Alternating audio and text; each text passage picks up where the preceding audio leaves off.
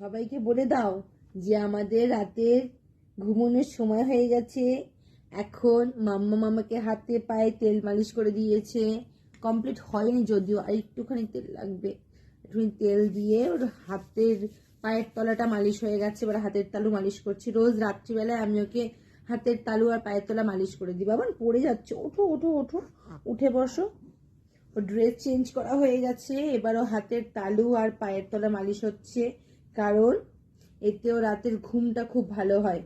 যে কোনো বাচ্চারই রাতের বেলা শোয়ার সময় যদি একটু হাতের তালু আর পায়ের তলাতে তেল মালিশ করে দেওয়া যায় তাহলে ঘুমটা খুব ভালো হয়, তাই না বাবা? এর জন্য আমি একটু ভালো করে ঘুনু ঘুনু করি। মাম্মা আমাকে তেলটা হয়ে মালিশ করে দেয় বলে আমি একটু ভালো করে ঘুনু ঘুনু করি। উঠে বসো। ও সবাইকে বলে দাও আমি বসা শিখে গেছি। সবাইকে বলে দাও, এই যে বাবা, সবাইকে বলে দাও আমি বসা শিখে গেছি। দেখো সবাই দেখো, আমি ঠোঁট ফোলাতেও পারি, ভীষণ ঠোঁট ফুলিয়ে আমি কাঁদি।